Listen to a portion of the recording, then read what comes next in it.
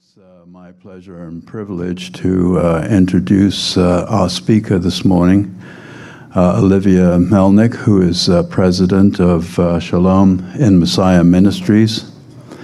It has been 4 years since he has visited us, and I must now say that the dereliction is on our account, and we will seek to remedy it from this point forward. So I don't want to take any time from him, because I am looking forward to his message. You know, we love the Lord Jesus Christ, and we also love his people. We would never want to be associated with any harm that came to them. Thank you, Olivier.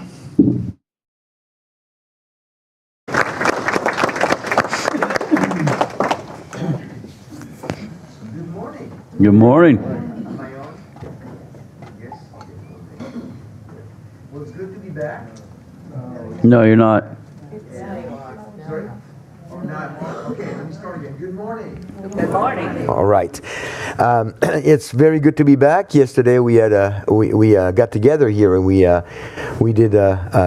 talked about Messiah and the Passover. It was a fun time.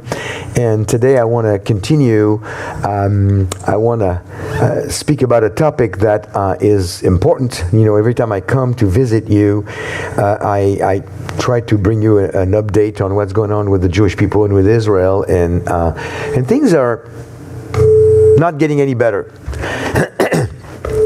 And so let me tell you a little bit about last time I came, about 4 years ago, you're right, I was serving as the regional director for Chosen People Ministries, a wonderful mission organization that I had been with, a part of for 26 years.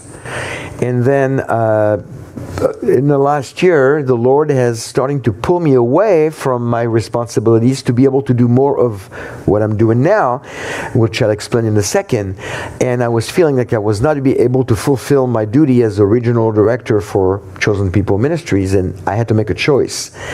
And I really didn't want to make a choice at age 64. Because my wife was telling me, are we supposed to kind of slow down a little bit now? And so I was comforted by the fact that Moses didn't get started until he was 80. So I'm 16 years ahead of Moses, but I'm no Moses, okay? But that's a little bit of a comfort. What happened is, for the last 23 years, I have been studying, teaching, writing, doing conferences on the topic of anti-Semitism, helping church members, Christians, understand what it's all about, the history of it. We'll do a little bit of that this morning. The history of it, and explaining how to fight it, how to speak against it. Do I have to change anything here or no? Okay, I want to make sure that. And how to speak against it. And not until recently did I realize that we needed to kick it up a notch. And now my call that the Lord has given me is to help mobilize Christians to actually do something beyond prayer and speaking up, which we need to continue to do. And this is what, and talking about mobilizing, we'll talk about that later in the message. I was pulled towards that more and more, and then that's why I had to make a decision. So I made a decision and started the new ministry. It's not even 3 months. We'll be 3 months on the 1st of what are we, April? Is it going fast or what? Whew. So 1st of May will be 3 months. And so keep us in your prayers. It's a support raise ministry. I was a missionary on support raise with Chosen People for 26 years. People supported us there, and some have followed us. Some have new people have come aboard. We need more people. The website is shalominmessiah.com, and I've got cards on the table, along with some books that I brought as well, if you're interested on the topic that I'm going to speak on. And so stay connected with us. We appreciate that. And So that's what I wanted to tell you about the ministry, and let me get into the message right away. And the message is based on the events of October 7th. And since October 7th, so much more has happened that I could actually and I will update you a little bit through the message and through the next hour with John Haller, if he lets me talk.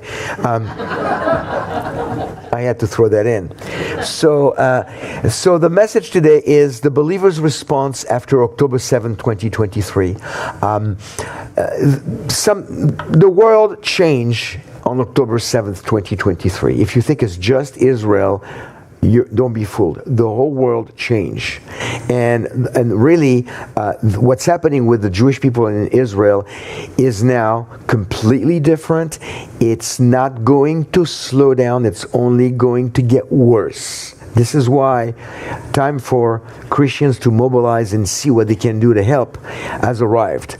And so I always look at history and how we don't want history to repeat itself. And so the first question I have, and this is really not aimed at you because I know your body here, I know your congregation, but this is a general question for Christianity as Jewish people look at Christians. And the question is, have Christians missed the mark in making the Jewish people jealous? Romans 11:11. I say then, they did not stumble so as to fall, did they? May it never be, but by their transgression salvation has come to the Gentiles to make them jealous. Gentiles have received salvation as part of God's plan, and part of that plan is that they would take it and turn around and make the original messengers, the Jewish people, jealous. And I don't think Christian Gentiles have done a very good job at that. And I'm speaking generally, I'm speaking globally, again, not necessarily pointing the finger at you people here in particular. But when Christians deal with Jewish people, they don't there's a lot of unknown. They don't know the culture. They don't know the customs. They don't know the religious aspect. And unfortunately, what's happened over the last 2,000 years, which is coming to its apex right now, is a lot of things that the church has done. Sometimes it's the church, sometimes it's people calling themselves Christians, sometimes it's Christians that are misinformed. But the reality to my people is that my people see Christians as a threat. They see Christians as anti-Semitic. We need to show my people that they are still a dying breed, mind you. There are still Christians who are not Jew haters. It's a dying breed. Even in the church, people are changing their mind now, which is crazy. But this is what this is you, even though you don't believe in that, this is you as a Christian, this is what you bring to the conversation when you come to a Jewish person that you know, Jewish family members, Jewish co-workers, schoolmate. You bring the Christian baggage. It's a baggage that belongs to your heritage as a Christian. You have nothing to do with it. You have nothing to do with the Crusades, the Inquisition, the pogroms, Martin Luther, what he said about the Jews, Holocaust, the Black Plagues, the forced conversions, the blood libels, the host desecration, the greedy Jew, the ghettos, the expulsion. You have nothing to do with any of that. Yet, by proxy, because you are a Christian, Jewish people look at you as responsible for some, if not all of this. So you cannot speak with a Jewish person without at least the knowledge of that suitcase that you carry in, that you bring down in the conversation, and they know more about what's in that suitcase than most people do. So that's what you need to be aware of. I'm going to talk about today redeeming the past. We're going to look at the past. World War II and the Holocaust, and how people handle the Jewish people. We're not going to spend a lot of time on that because I just want to set the stage. But I just want to talk about redeeming the past and looking at the present, and maybe, hopefully, we can change the future a little bit. So there's a passage that always works for me. It's in Luke 10:30 through 33. It's the passage that all of us know as the Good Samaritan. And you see what Yeshua replied and said, a man was going down from Jerusalem to Jericho and fell among robbers, and they stripped him and beat him and went away, leaving him half dead. And by chance a priest was going down on that road, and when he saw him, he passed by on the other side. And the priest was another Jew. Likewise a Levite, again another Jew, also when he came to the place and he saw him, passed by on the other side. But a Samaritan, back in the days, not really a friend of the Jews, they were enemies, who was on a journey, came upon him, and when he saw him, he felt compassion. And I'm always encouraged by this. It doesn't matter your connection to people, if you're related, if you're not related, we as believers, we are called to show compassion. And I believe that our compassion for the Jewish people now needs to be materialized, needs to be expressed with humanitarian help.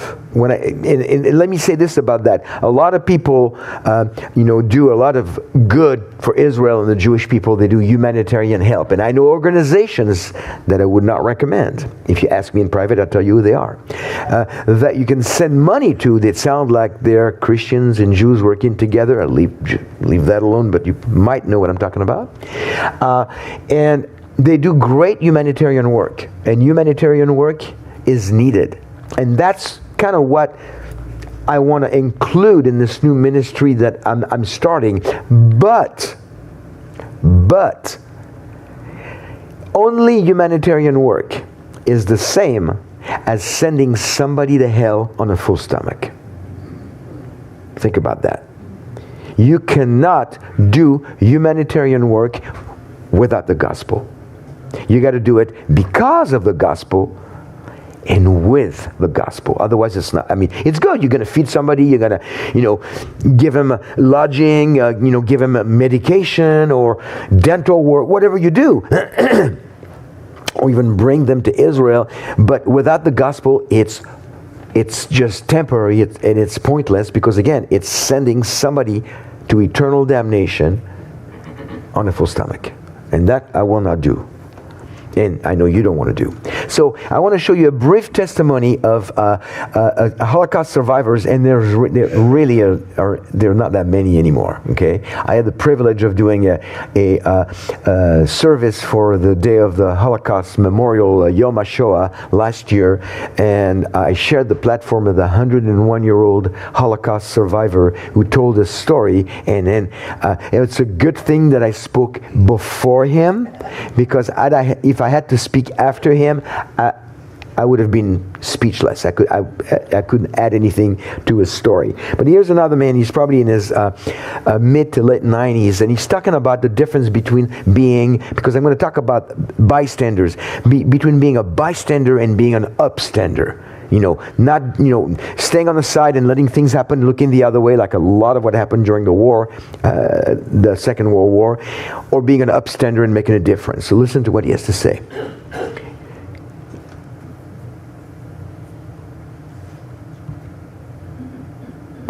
Or not. Do we not have sound?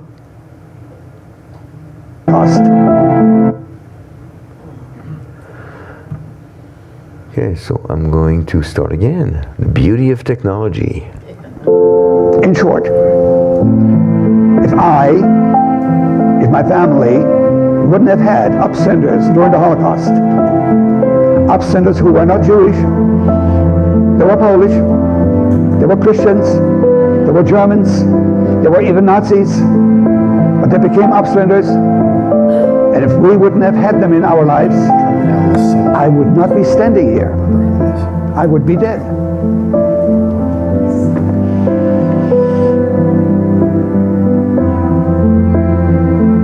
That's what upstanders do. They create. Not knowingly, but they create lives. They don't destroy.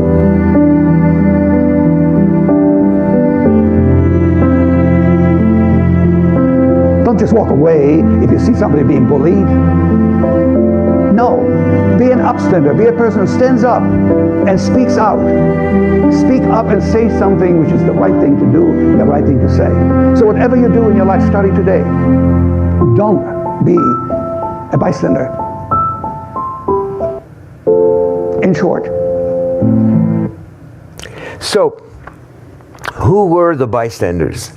They were not the rescuers, they were not the victims, they were not the direct perpetrators. A bystander, and that's what you need to understand, a bystander who does nothing only facilitates the work of a perpetrator.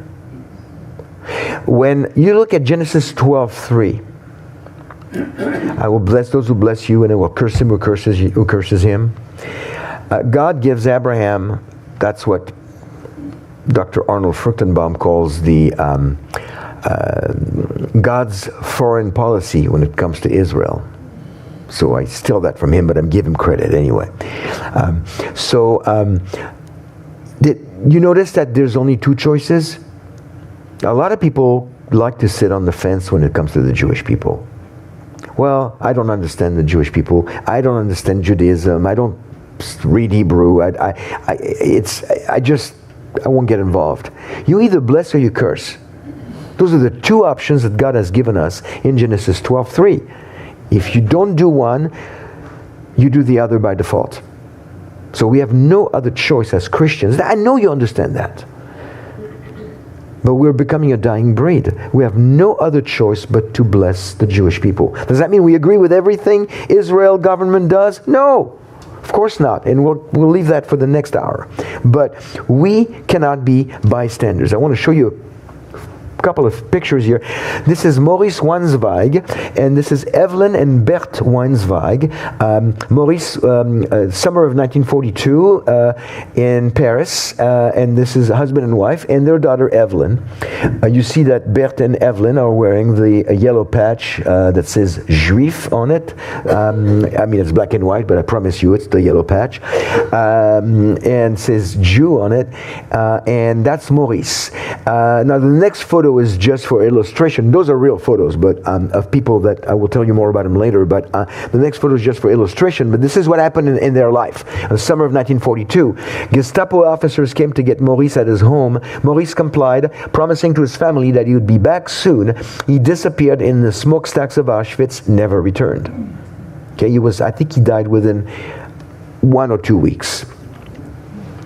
So that was the story of Maurice. Now, the family found out because in the 1980s, this book was published, Le Mémorial de la déportation des Juifs de France, the memorial of the deportation of the Jews of France. That's what it said in French. And in that book, there was a very, very thorough detailed list of all the people, and right there is Maurice Weinzweig, born in 4/12/98 in Olika, Russia, and that is how the family in 1980, so 40 some years after, had the confirmation that Maurice died in Auschwitz. But it's interesting because in the story of Maurice, there were a lot of bystanders in the building where he was taken by the Gestapo, and they did nothing.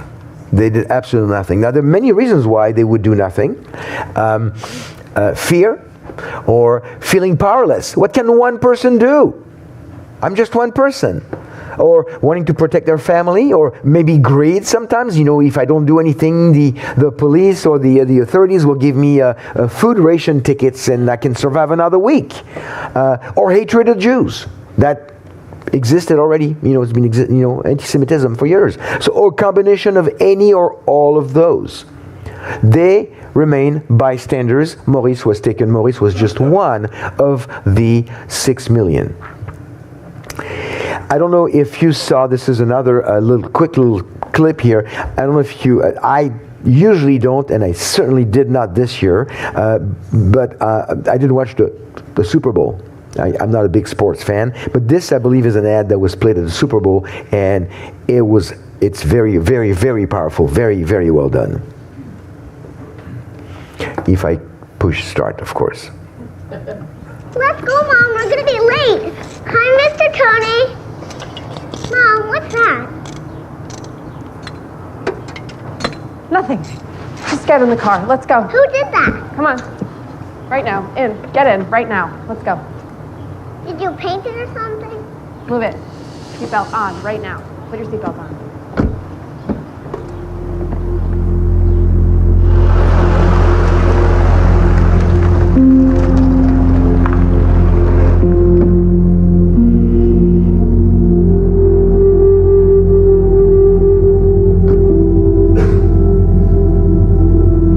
Hi, Mr. Tony.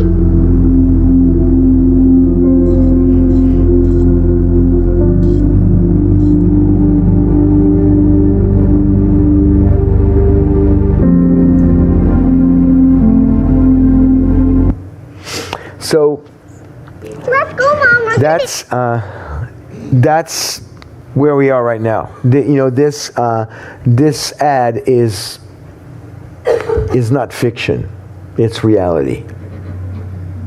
Recently, I didn't look at the clock. What time am I supposed to be done?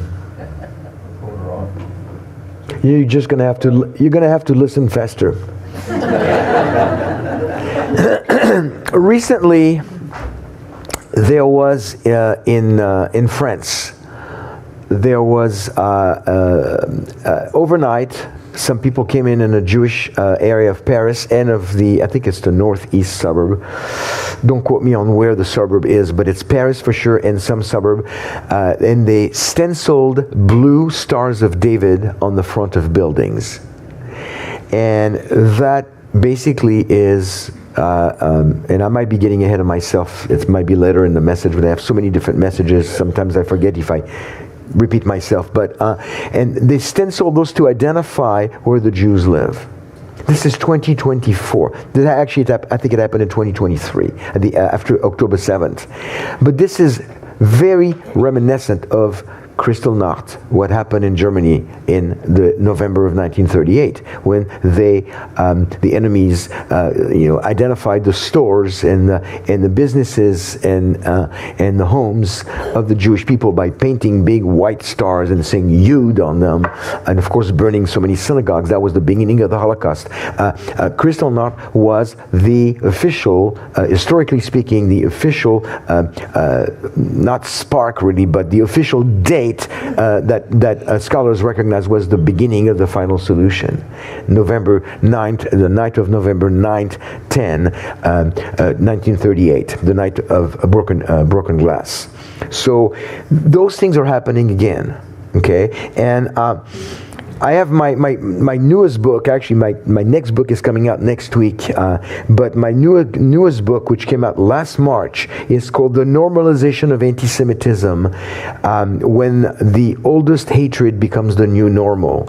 In it, I identify 10 steps or 10 criteria for the complete normalization of anti-Semitism. And what I mean by normalization is like, people will go like, yeah, it is what it is. It's just live with it. It's part of where we are, who we are, and there's nothing we can do to stop it. It's just a normalization. It's normal. It's expected. Nobody cares. And I say in that book, which was published in March of 23, 9 of the 10 steps are in place, and I document all of them, and you're going to want to get a copy of it. It's very, very scary. And I said the 10th step has yet to come. And the 10th step in my book, I call it Mass Murder of Jews. And that was published in March of 2023. I need to update that book because all 10 steps have been fulfilled now. We have seen mass murder of Jews on October 7th. Hamas-Israel war was the heaviest Jewish death toll since the Holocaust. 1,200 people murdered, maimed, raped, beheaded, burnt alive. You know what's interesting? It's not interesting, it's disgusting. Is the fact that you don't hear anything about October 7th anymore. All you hear about is what's happening in Gaza, the humanitarian crisis, the killing of Palestinians. I just heard, I was going to keep it for the next hour, but I can't help myself.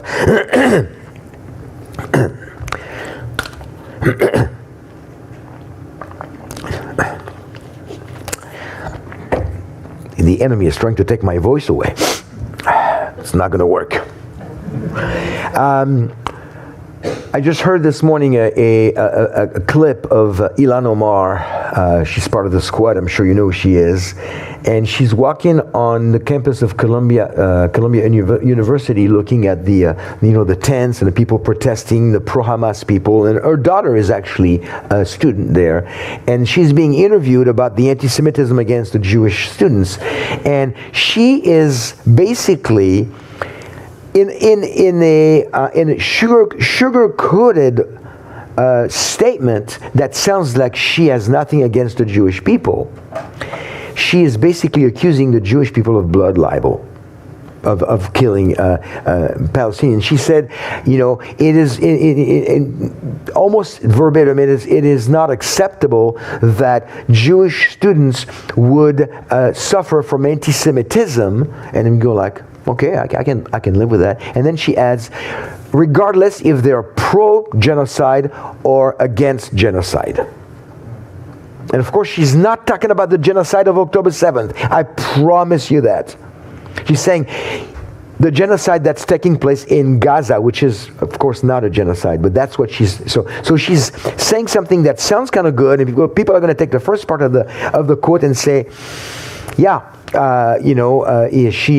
she's pro-Jewish, pro-Israel. But then she said we shouldn't be doing this to the poor Jewish students. It doesn't matter regardless of if they're, really interested in killing Palestinians or not. So, that was a really weird quote. Anyway, it's on X, Twitter.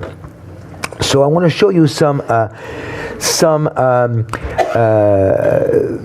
the hatred that the Hamas pogrom unleashed on a global scale. A pogrom is, in case you don't know, a pogrom is an organized riot. The pogroms of the late 1800s in Russia and in Eastern Europe, the story of Fiddler on the Roof. Pogroms were the organized riot that the police actually was even behind that at the time, and these are the pogroms, the time where my great-grandmother Rachel Shimkovitz, say that 3 times, left Russia with her family to come to Western Europe, and they settled in Paris, and this is how our family grew up in France.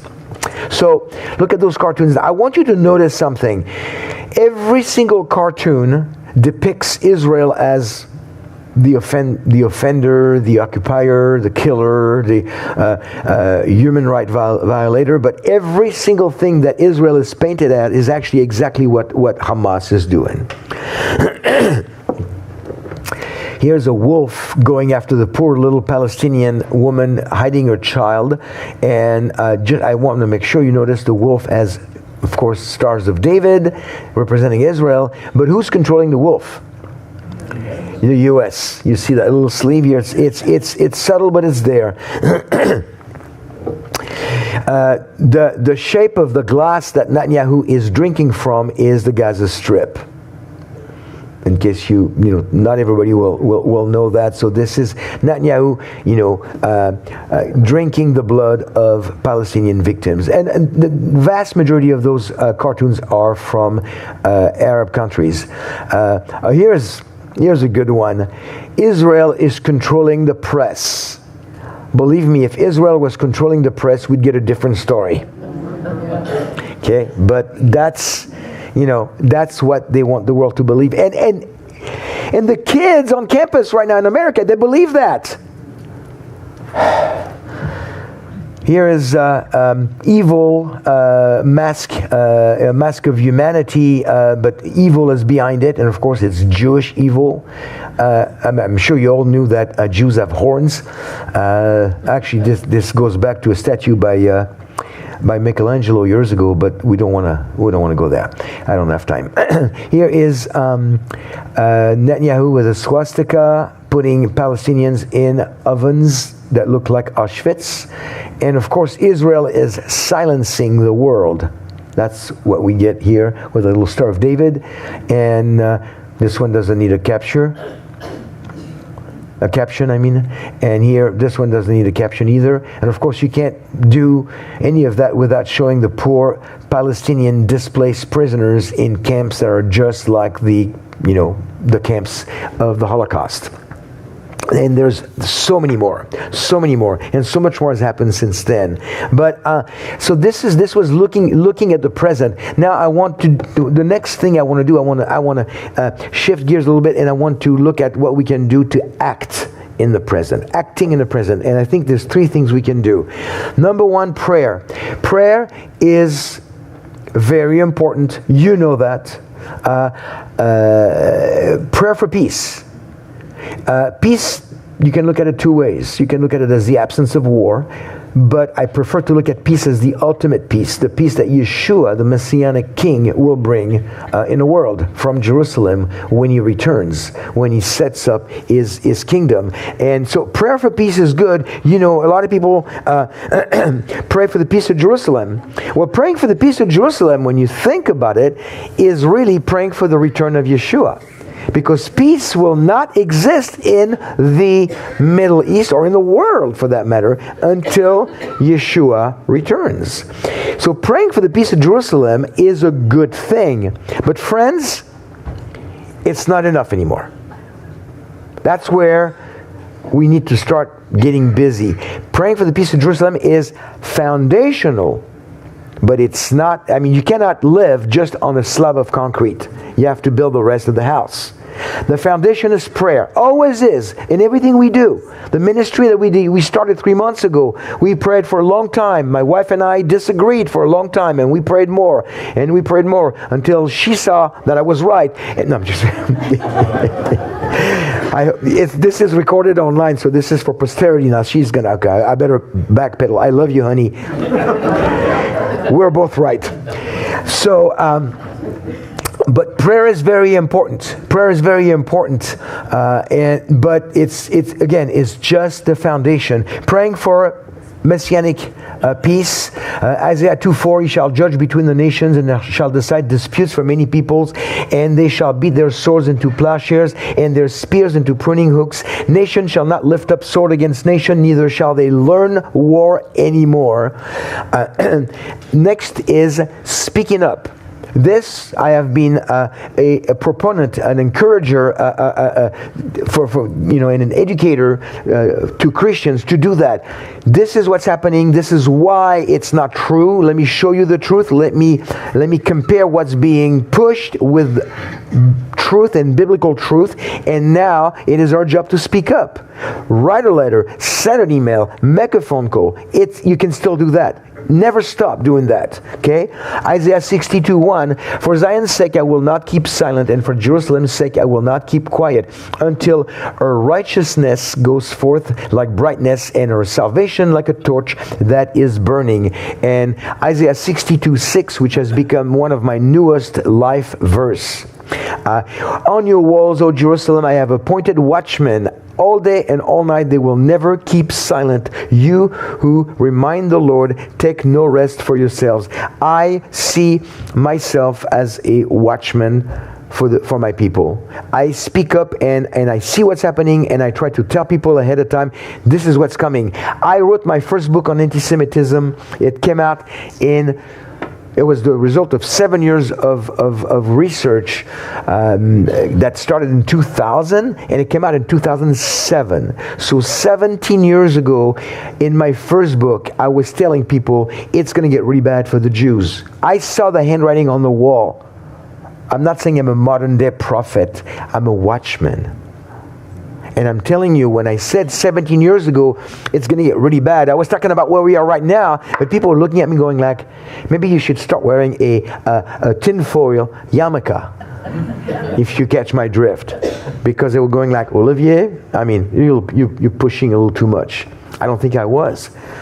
I hate the fact that that I can look at people and say, remember 17 years ago I told you so?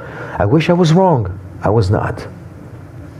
We need to speak up when we see what's happening against the Jewish people. And the third one, which is now bringing us to why I started Shalom and Messiah, is reach out. And that's the scripture that we read this morning. Let me read it again, and then I'll give you some context. For I was hungry, and you gave me something to eat. I was thirsty, and you gave me something to drink.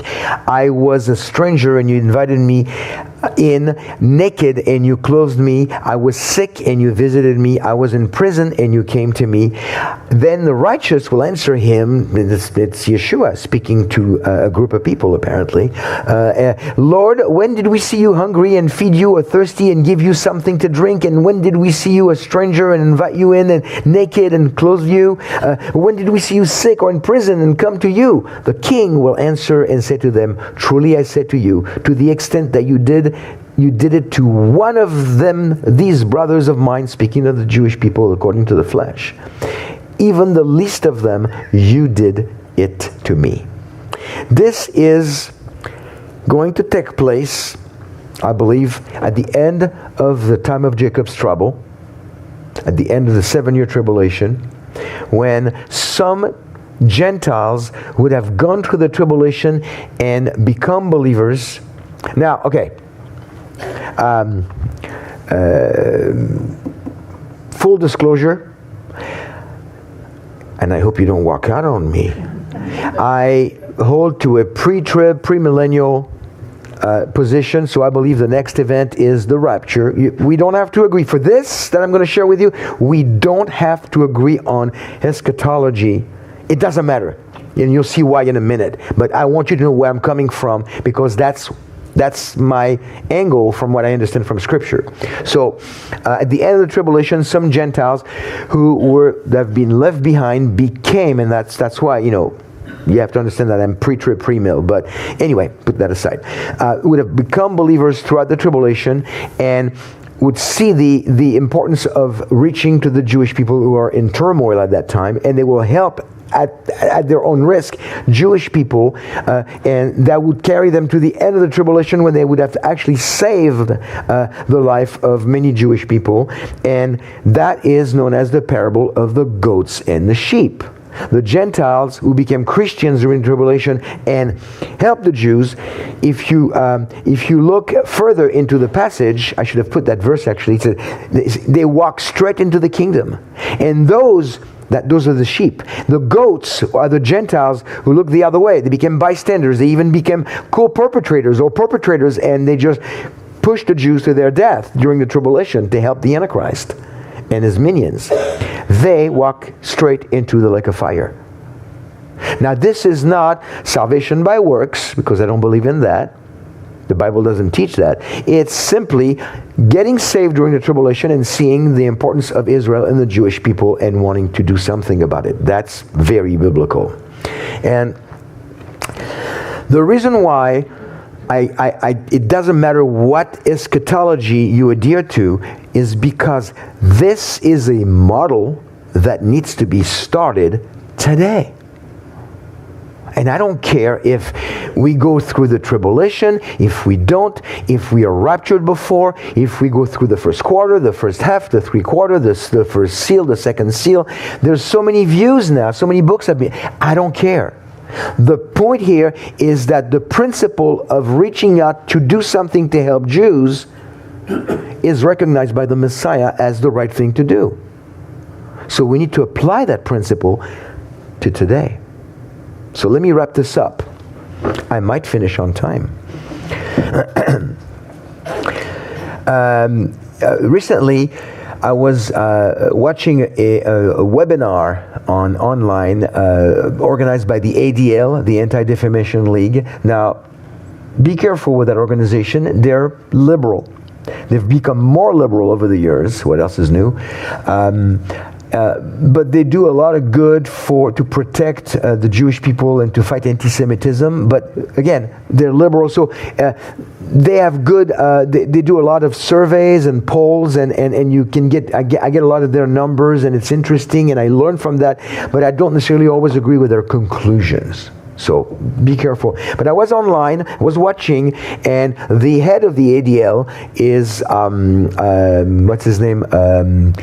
Jonathan Greenblatt. I've never met him, but I ended up exchanging with him on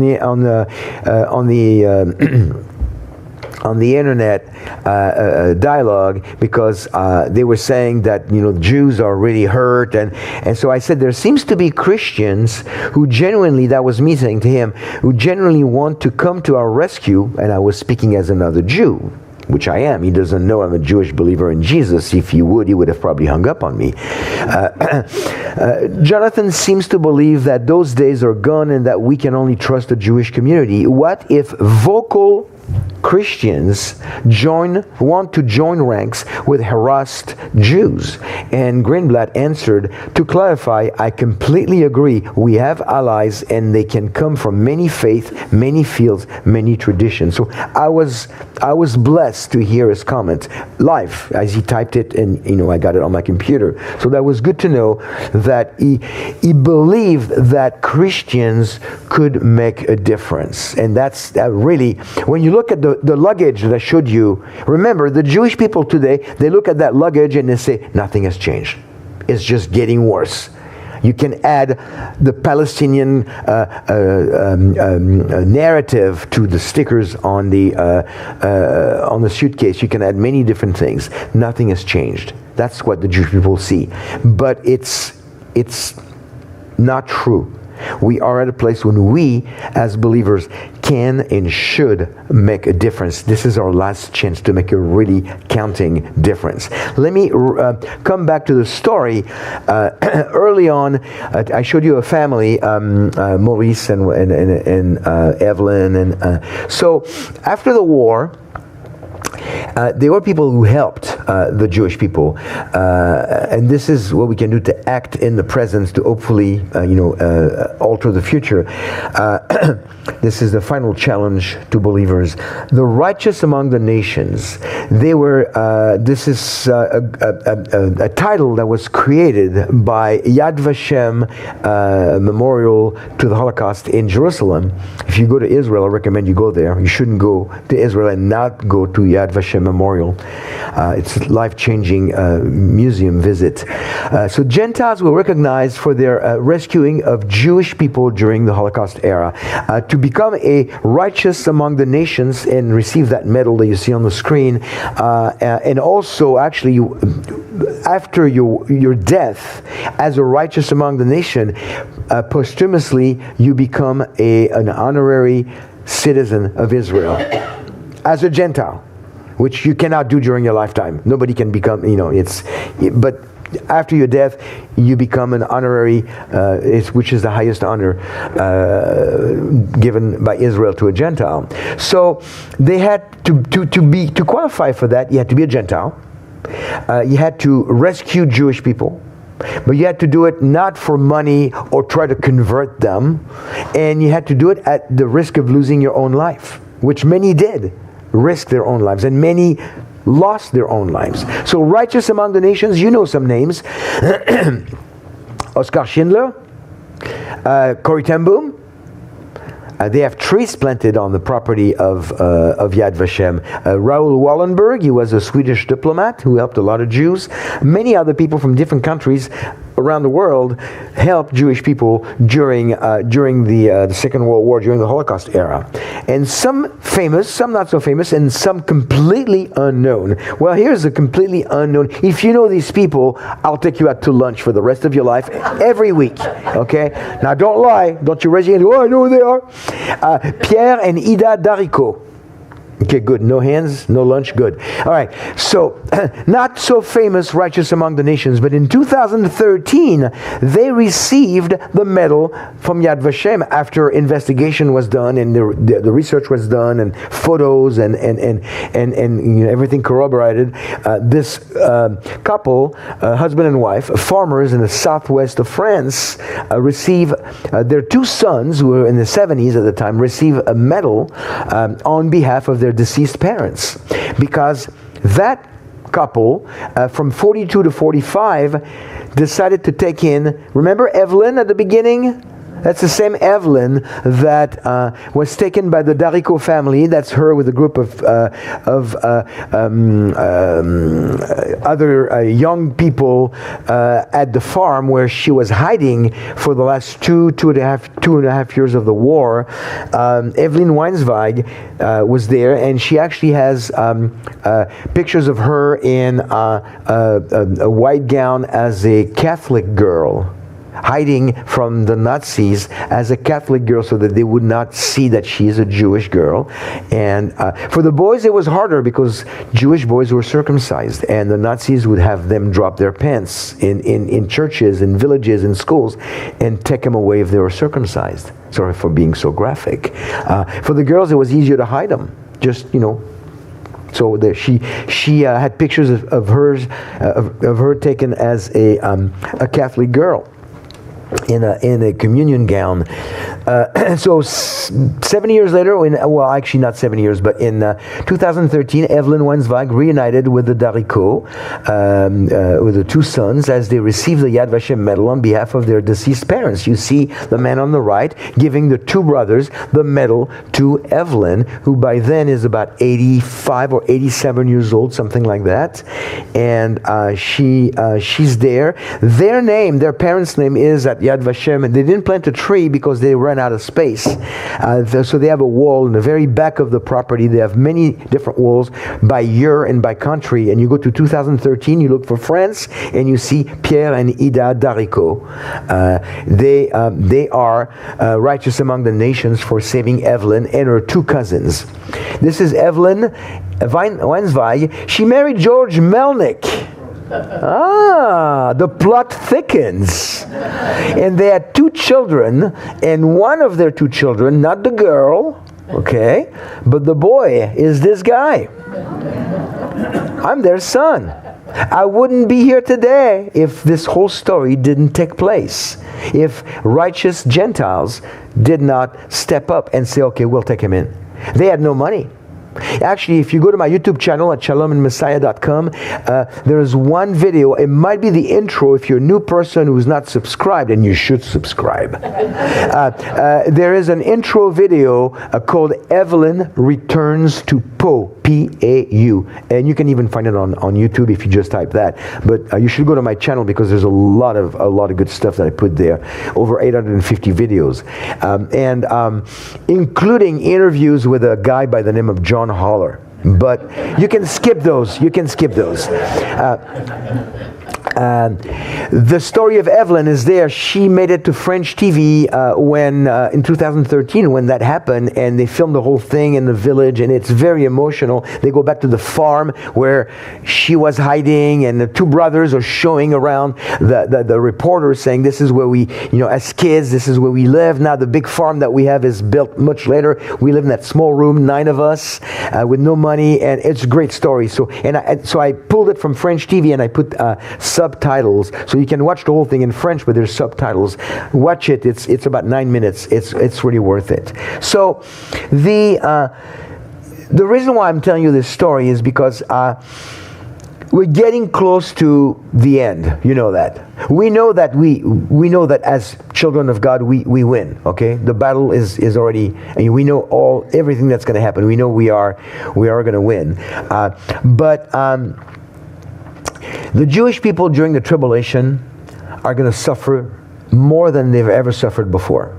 According to Zechariah 13, 8 and 9, and the tribulation, of course, is known by its Jewish theme name, the time of Jacob's trouble. God is going to resume his program on mankind focusing on Israel, to bring Israel back to him, because at the end of the tribulation, the Jewish people who survive the tribulation will say, Baruch haba b'Shem Adonai, blessed is he who comes in the name of the Lord, and that's the second coming. The second coming cannot happen if Israel does not call on the Lord. He said himself to Israel, surely you will not see me again until you say, blessed is he who comes in the name of the Lord. So that is the trigger, that is the spark, what's going to make the second coming, not the rapture, the second coming. The return of the Lord to establish his messianic kingdom. At that time, he's going to look at the Gentiles and he's going to say, you did to them the same as doing to me. That's when he's going to speak to those Gentiles who became believers, and all Israel will be saved. Romans 11:26. 25:26. And that's at that time. The remaining Jews who did not die. How many is that? Well, according to Zechariah 13:8 and 9, it will come about in all the land, declares the Lord, that 2 parts in it will be cut off and perish. That's death. But the third will be left in it. And I will bring the third part through the fire, refine them as silver is refined, and test them as gold is tested. And they will call on my name, and I will answer them. I will say they are my people, and they will say the Lord is my God. So, again, from my perspective of being pre-trib and seeing the rapture as the next undated event, bear with me for a second here. This is a percentage we get in Zechariah 13:8 and 9. I always thought, oh my gosh, if this was to happen today, 10 million of the 15 million Jews would die and 5 million would survive. That's 2/3 and 1/3. That is correct. That's accurate.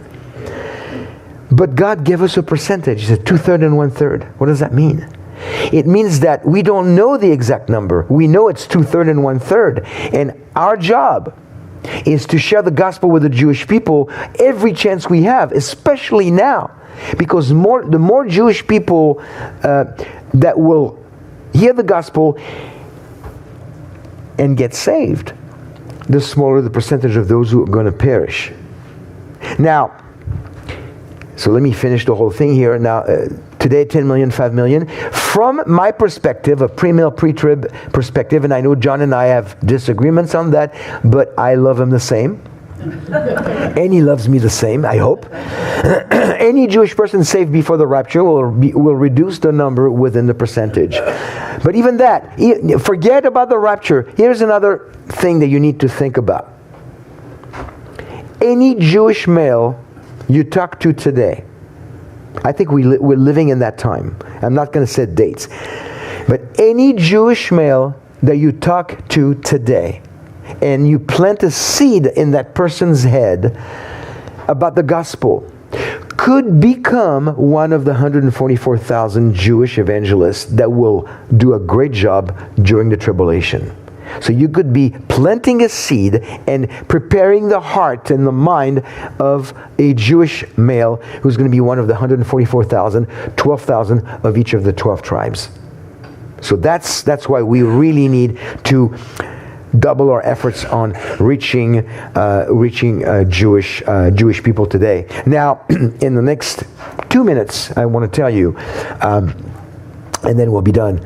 I joined efforts with a network, and this is why I started Shalom and Messiah, so I could decide on how much time I could volunteer out of my regular time. So Shalom and Messiah, we raise money to pay the bills, but that network does not advertise, does not raise money, never ask for money.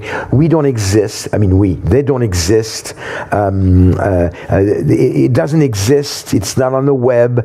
There's no brochure. There's nothing. It's a network that you could compare to you could call it a Jewish railroad, underground railroad. It's a network of like-minded Christians who are saying, when the time comes, if Jewish people need rescue and shelter, count me in. My house is safe. So there's a vetting process, and after that vetting process, the people are basically put on a list, and by state, by city, But and it's only in the U.S. for the 7.5 million Jews. Something has to be done, because we will not be the bystanders, the new bystanders of the 21st century. We want to be the new righteous among the nations. That's what Yeshua would want us to do. So if the Lord puts it on your heart to participate in that Underground Railroad for Jews, that network, it has a name. It's called B2Z, Bridges to Zion. Visit our website at Shalom and Messiah, and I think there you go. You can scan this if it's big enough for you, or you can just go to shalomandmessiah.com. Email me at olivier@shalomandmessiah.com. And I am on Twitter, Instagram, YouTube, you name it. On our webpage at shalomandmessiah.com, that we're connected, but we're not. This is not the same. The network again doesn't raise money. They don't exist. But on our webpage, you can go to our connect page. My name is so and so. I want to receive your monthly prayer letter. I want to donate to your ministry. I want to get your news on Israel. I want to go to Israel with you. All the things you can choose. And there's one where it says, I want more information about the network that Olivier spoke about. Click that box. That starts the process. Then you'll get an email with some questions, vetting, and it takes several emails for you to answer questions. And then when we're done, you're part of the network, and one day you might be getting a phone call saying, hey, this family by the name of so-and-so needs help. And it's on the people in the network. Again, we don't raise money, but I want you to know, this is not Club Med. This is not a camp for kids. This is opening your home. There's a certain risk involved in that. And it's going to cost you money because you have to feed these people. So what a great way to invite people. Join this network. You could lose your life and it's going to cost you money. But friends, this is where we are. And do we know where we're going? So this is where we are, and those are the decisions we have to make right now. I'm convinced that this is what needs to happen. So it's not for everybody, and I don't need you to come to me and say, I can't do it. I don't need to know. If you want to be involved in that, reach out through our website and connect with us. And we appreciate you. Let me close with a word of prayer. Lord, thank you for this opportunity to share what is on my heart. Thank you for the invitation. Thank you for the friendship that this church and our family and ministry has had over the years, Lord. I thank you for the continued friendship and what we are going to be able to do as we move forward. Thank you for giving us a clear picture of what's coming and what needs to be done. And Lord, we want to be good and faithful servants. We want to do what's right. And we certainly want to see more Jewish people come to a saving knowledge of their Messiah. In Yeshua's name we pray. Amen. Thank you.